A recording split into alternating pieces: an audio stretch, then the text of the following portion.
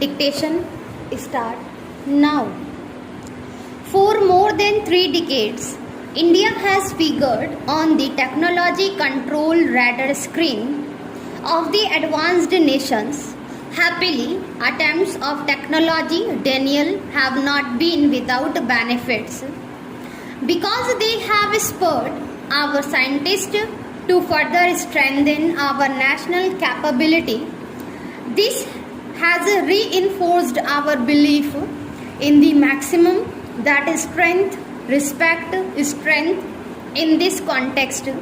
I must compliment our nuclear scientists. Their achievements at Pokhran have filled the entire Indian scientific community with self-confidence. The second important task before our scientific establishment is that it must get refocused on problem solving, especially meeting the felt needs of our industry, agriculture and services. For example, our farm production needs to grow at least by 5% a year. This is necessary if we have to reach the goal of creating a hunger-free society by doubling our food production in the next 10 years. Our agriculture scientists have many commendable successes to their credit, but they need to redouble their efforts to integrate our Kisan community in this generation. Dissemination and application of knowledge in agricultural sciences.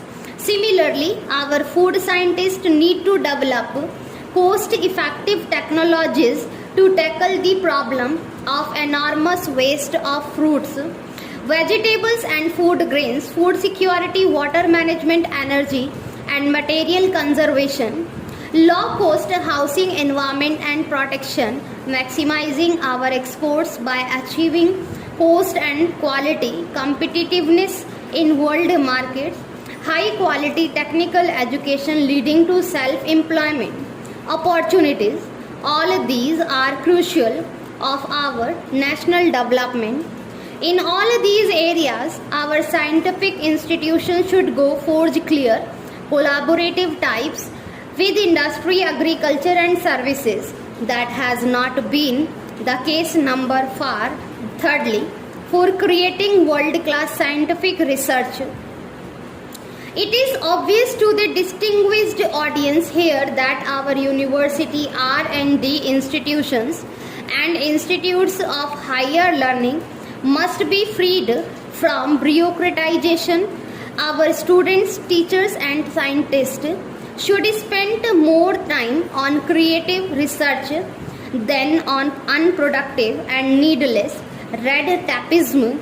I would like the Science Congress and all the allied institutions to come up with an action plan on this issue and implement it in a visible manner. The fourth most important task before us is to train our children and young generation in a spirit of scientific inquiry.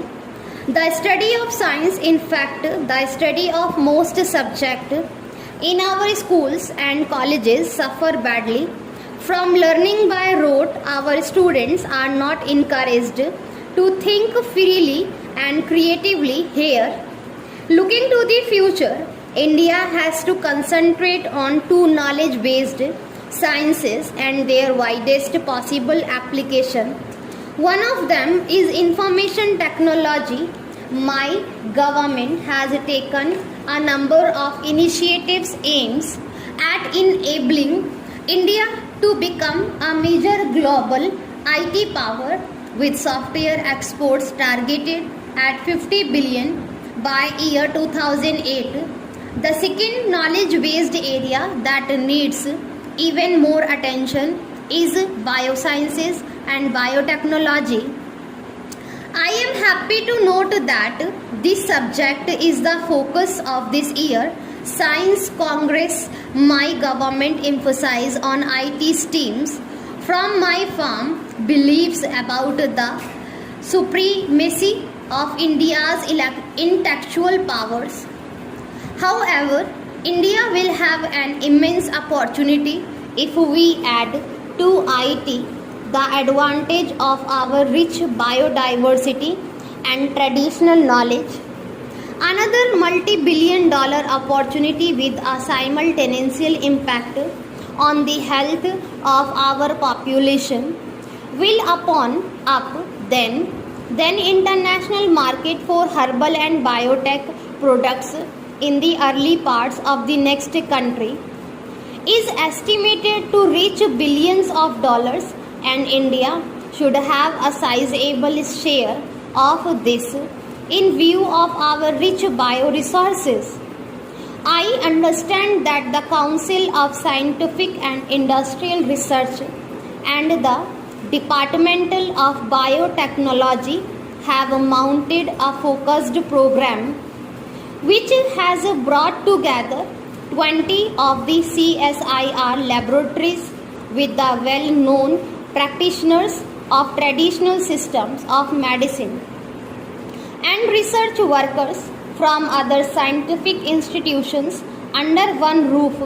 I want to congratulate both the CSIR and the Department of Biotechnology, since this is precisely the Team India spirit that I had emphasized during the Shanti Swarup Bhatnagar award ceremony. Such a program should not be confined to health care issues of only tropical areas, but also those pertinent to the rest of the world like AIDS, Parkinson's disease, arthritis, brain disorders, various cases of cancer, etc.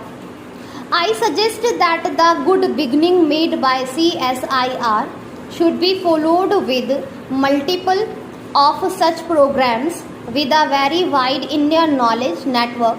This is our last session of the Science Congress in this century. By the time you assemble on the same day next year, it will be the first gathering of the Science Congress in the 21st century. It is only appropriate that we use the ensuing 1 year to infuse new dynamism in India, scientific research and education in this endeavor. Our scientists cannot be unmindful of a peculiar challenge before global science in the coming century and millennium. It is the challenge of integrating the knowledge of man's outer space, that is science, with the knowledge of this inner space, that is spiritualism, which are very much connected.